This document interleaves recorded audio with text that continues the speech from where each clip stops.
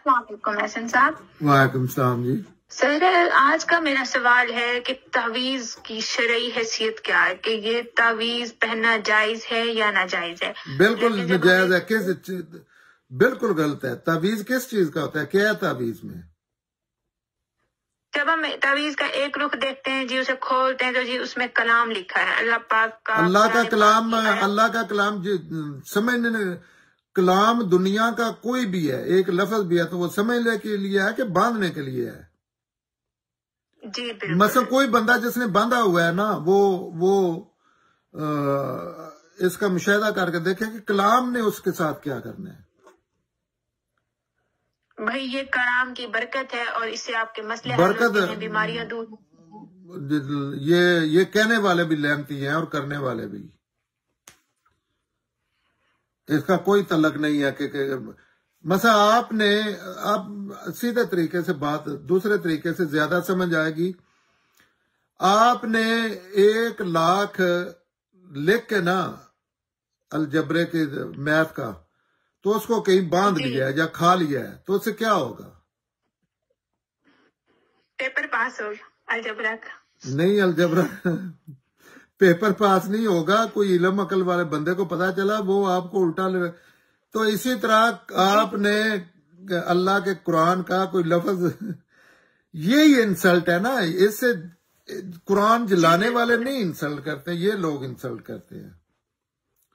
جی یہ ہم نے اپنے پروفیسر کے سامنے اگر یہ الجبرا کا پورا لکھ کے گلے میں ڈال لیا اور کہیں جی ہم پاس ہو جائے، تو یہ پروفیسر صاحب نے وہیں ہماری پھینٹی لگا دینی ہے کہ یہ میں کہہ رہا ہوں کہ لیکن پوری دنیا میں جا کے 7.5 ارب انسان ہے تقریباً. جی ہاں تو جائیں، آپ کو اٹھا کے بیر پھاک دے کے وہ کہیں گے آپ انسانوں میں کیا کر رہے ہیں. جب ہمیں یہ سمجھ آتا ہے کہ الجبرا پڑھنے سے آتا ہے، سائنس پڑھنے سے آتی ہے، انگلش پڑھنے سے آتی ہے، تو پھر ہم یہ کیوں نہیں سمجھتے؟ نہیں پڑھنے سے نہیں پڑھنے سے نالج آتا ہے. ان کا آپ کہیں استعمال کرتے ہیں تو آپ کو فائدہ ہوتا ہے. مثلا پیسے گننے ہیں تو 1 2 3 4 5 6 7 8 یہ کام آ گیا ہے. جی اینٹیں گننی ہے، کتنی اینٹیں ریڑے پہ آئی ہے؟ 1000 آئی ہے جی، گن لے 1 2 4 5 6. اچھا یہ استعمال ہے. دوسرا آپ پورا یہ کیوں نہیں ایسے کرتے کہ قرآن کے لباس سلوا کے پہننا شروع کر دیں؟ کچھ نہیں ہوگا.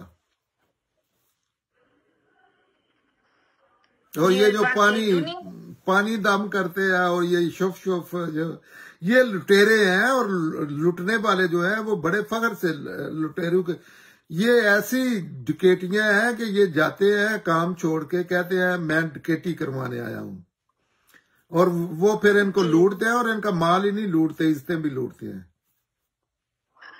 جی بالکل. اور یہ ہم دنیا کی ساری علوم، ساری کتابیں پڑھ کے ہم ان پہ عمل کرتے ہیں سوائے قرآن پاک کے. میں یہی کہہ رہا ہوں کہ یہ اسلام کے نام کے دبے ہیں. ان کا یہ اسلام، مسلمان وہ ہے جو خود کو کہتا ہے میں مسلمان ہوں. ہم فیصلہ نہیں کر سکتے، لیکن آخرت میں اللہ تعالیٰ ان کو مسلمانوں میں شاید شامل نہ کرے، کیونکہ یہ اللہ کا فیصلہ ہے.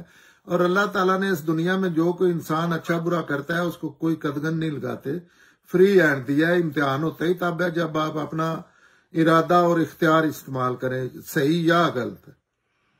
تو کوئی دوسری چیز بھی کرے نا، کہ کہیں میں نے اردو کا یہ سڑک لاہور جاتی ہے، یہ میں نے پڑھا ہے یا میں نے کھایا ہے یا پیا ہے گھول کے یا باندھ لیا اور میں لاہور چلا گیا ہوں. کتنی سمپل باتیں ہیں. جی بالکل. یہی میں کہہ رہی ہوں کہ دنیا کی ہر کتاب پہ ہم عمل کرتے ہیں، قرآن پاک کو نہ پڑھتے ہیں نہ اس پہ عمل کرتے ہیں، بس وظیفوں میں استعمال کرتے ہیں. تو اپنی حالت دیکھ لیں نا. اس دنیا میں سب سے ورس جو معاشرہ ہے، جہاں نہ کسی کی بھی جان محفوظ ہے، نہ مال محفوظ ہے، نہ عزت محفوظ ہے. تو یہ ان لوگوں کا، ان دماغوں کا ہی بنایا ہوا یہ معاشرہ ہے نا. جی بالکل ایسے ہی ہے. جی جی بہت شکریہ احسن صاحب، بہت شکریہ۔ جزاک اللہ جی۔